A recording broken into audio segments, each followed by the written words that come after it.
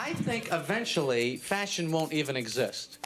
It won't. I think eventually we'll all be wearing the same thing. Because anytime I see a movie or a TV show where there's people from the future or another planet, they're all wearing the same thing. Somehow they decided this is going to be our outfit. One-piece silver jumpsuit, V-stripe, and boots. That's it. Hey guys, so this video has to do with the future of clothing. And I was immediately reminded of this old Seinfeld bit where he pokes fun of the whole cliched silver jumpsuit thing. But, as it turns out, this old science fiction trope might not be so far off the mark. Because in another Q&A session with Bashar, a woman asks about how humanity's clothing is going to evolve to become more environmentally friendly.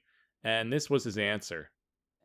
Well, it can go in a few different directions simultaneously, but ultimately we'll wind up where we have wound up, which is we have what you would call a singular garment that is a product of a kind of nanotechnology. You understand the term? Mm-hmm. And that single garment becomes anything we want it to be. Huh. How? Through nanotechnology. It's an artificially intelligent garment. You can actually tell it, now be red, now keep me warm, now keep me cool, now turn into a spacesuit. And it will do so because it has been programmed with all those abilities. Is this something that we can achieve in our lifetimes here? You can. The question isn't can you, the question is will you? Huh. But it's It probable. takes focus. Mm-hmm. It takes a willingness to go in that direction. So if you can do something to inspire people who understand that technology to explore that opportunity in fashion, then maybe there is something you can do about accelerating that particular line. Yes? Yes. So it's up to your imagination as to how to do that. So, wow, it sounds like we really will evolve into having some standard type of apparel or a singular Team Humanity uniform, as Jerry joked. But with the major caveat being that this new nanotech clothing will be capable of transforming into virtually any type of garment we might want. If this sounds far-fetched or way beyond our capabilities, it's really not. Fashion designers are already taking the first steps into creating digital clothing that can change colors and patterns dynamically. Check out this clip. Creatives are always looking for new canvases to play with, and fashion has always been a place where consumers and designers alike can express their creativity. Many fashion designers use Adobe tools throughout their design process, and in Illustrator, iterating is easy. Trying out a new design can be as simple as clicking a button. Wouldn't it be amazing if the garments themselves could be reconfigured just as easily? Yep. Introducing Project Primrose, a digital dress that brings fabric to life. Unlike traditional clothing, which is static, Primrose allows me to refresh my look in a moment.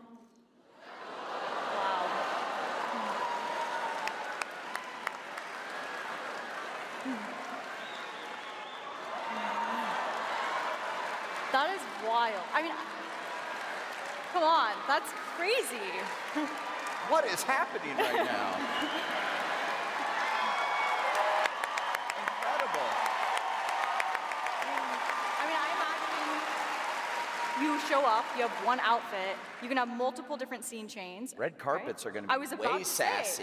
Yes. Yeah. You do movie premieres, different things. Can you imagine wearing, I mean, maybe not Pants, this no dress. pants. Oh, yeah. Oh, Yeah. fashionable. Yeah, I'm a fashion boy. It doesn't have to be static. We can also animate the designs.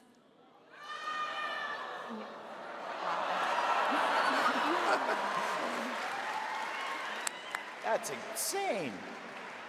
It's so crazy. I mean, I know you're pressing a button to essentially change all the designs. Are there other inputs? Do you have to like press a button every single time you're doing this? Yes, so it does have embedded sensors inside of it. I don't always have to press the button, and I would love to show you how that works. So right now in this mode, you can see nothing's really happening, but as I kind of turn and move, the dress will respond. The dress should respond. Let's try it. One more time. Hang on. There we go. Here we go. All right. There it goes. Live demos, everybody. It's pretty incredible. And Christine is not just showing this off. Christine made this dress, right? You made Yes, this? yes. She can do it all. My team and I designed every aspect of this dress, and I personally stitched it together. Yeah. Wow. Project Primrose is a canvas for creativity, and the possibilities are endless. Fashion doesn't have to be static. It can be dynamic and even interactive. And we're excited for a future where there's more ways to express yourself. So, I mean, how cool is that? Right now, the technology is pretty limited and somewhat gimmicky. I believe all those changes require the wearer to manually push a button or something, but it's easy to see how future iterations might automate these transitions on a timer or based on environmental cues, such as light or temperature levels, or even through biometric feedback from the wearer. Like, for instance, if you're feeling cold, the garment could shift into colder tones like blues and grays to reflect that. Eventually, I have no doubt that we'll figure out how to modify the material itself, like Bashar was saying, to make the outfit either warmer or cooler to adapt to the weather. At this point, what would even be the value in having jackets and hats and all these separate items of clothing when a single outfit can simply shift into whatever we need it to be at any given moment? It's clear to see that this new age digital clothing would quickly make all conventional clothing obsolete.